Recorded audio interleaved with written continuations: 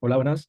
Para el video de esta entrega, vamos a empezar mostrando lo que sería el repositorio de la aplicación, la cual está compuesto por migraciones a la base de datos, está compuesto por este archivo de rutas que contiene un health check, contiene para verificar si un email hace parte de una blacklist y para agregar un email a la blacklist.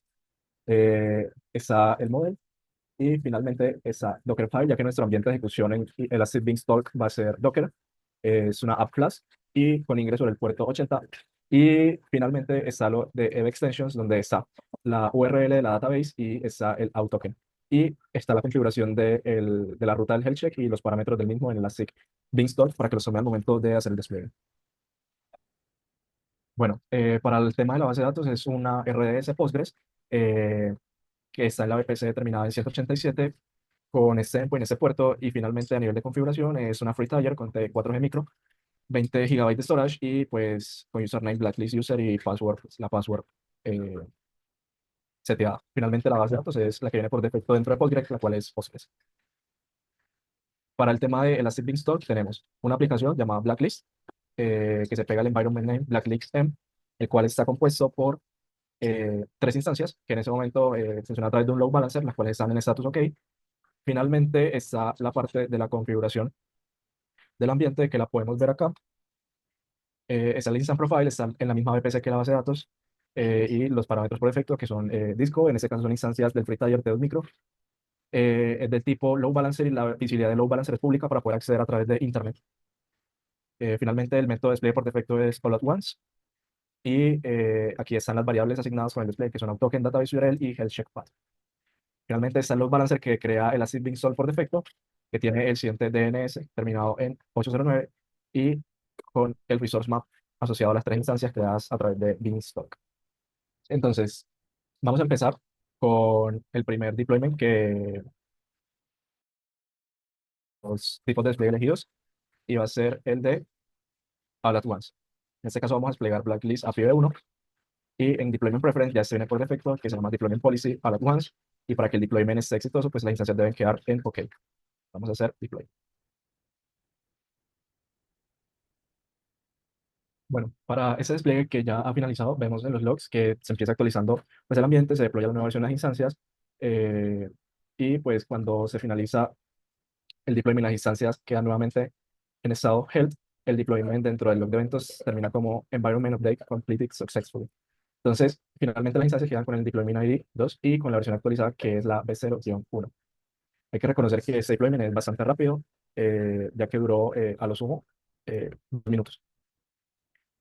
Hay algo que hay que reconocer durante este deployment es que las instancias, cuando se están actualizando, quedan no disponibles, por lo que en un ambiente crítico donde requiera que siempre esté disponible el servicio, no es lo más óptimo, ya que durante el tiempo que demora el deployment va a haber un downtime.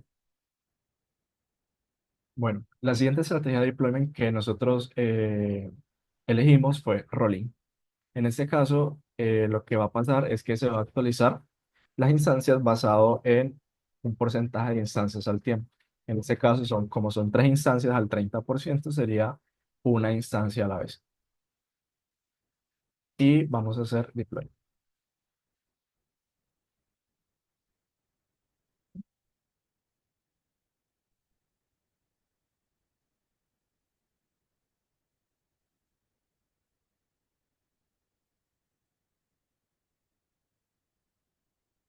Listo. Una vez finalizado este deployment, podemos ver el log de eventos y vemos que lo que está pasando es que se empiezan a actualizar las instancias dependiendo el batch elegido. En este caso se empieza actualizando la instancia terminada en F1B, se despliega y finalmente una vez termina el despliegue dentro de esa instancia, se registra en el load balancer y se espera a que quede healthy para seguir con el siguiente batch y así sucesivamente hasta llegar a la cantidad de batch elegidos.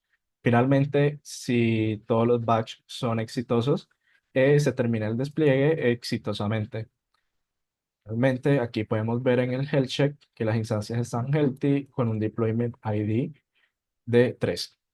Hay que reconocer que acá no se crean instancias nuevas, sino que se va actualizando las instancias existentes en el autoscaling group. dependiendo pues del el batch elegido. Finalmente hacemos una prueba en Postman con el load balancer que esté funcionando y enviamos una prueba y vemos que efectivamente está corriendo la aplicación. Listo. Bueno, el siguiente deployment o la siguiente estrategia de deployment que vamos a hacer es rolling with additional batch. Y lo vamos a hacer sobre un porcentaje del 30% que para nuestro caso sería una instancia, ya que tenemos un máximo de 3. Vamos a dar deploy. Vale, una vez finalizado el despliegue de rolling with a batch, primero empieza la actualización y lo que pasa es que se va a lanzar, en este caso, una nueva instancia que es el tamaño del batch elegido. Se despliega en esa instancia adicional la nueva versión de la aplicación y una vez esa inicia exitosamente y el health check de la misma es comprobado, se añade al load balancer y finalmente empieza a actualizarse las otras instancias, es decir, las otras tres que son el batch del 30% de manera progresiva.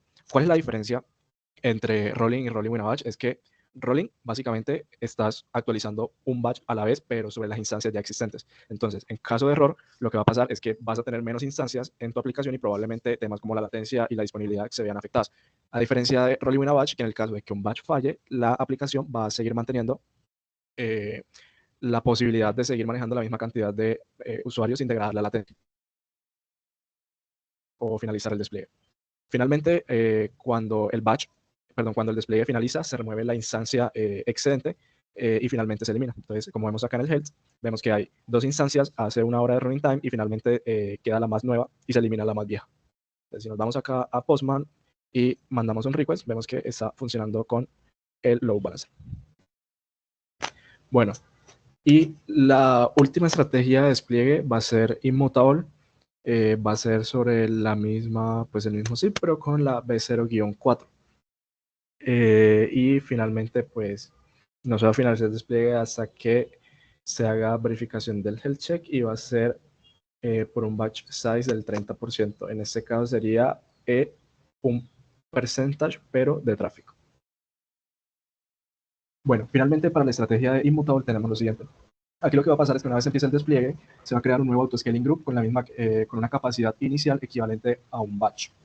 Una vez ese batch, que en este caso sería un nuevo autoscaling group de una sola instancia, se actualiza, se despliegue la aplicación, se hace un attach de esta instancia o un register más bien de esta instancia al load balancer. Y una vez pasa el health check, dentro de este grupo autoscaling temporal, se crea el resto de instancias para poder completar un batch predefinido, que en este caso, perdón, para poder completar la misma cantidad de instancias del autoscaling anterior. En este caso, al final van a quedar un autoscaling permanente con 3 instancias y un autoscaling temporal con 3 instancias.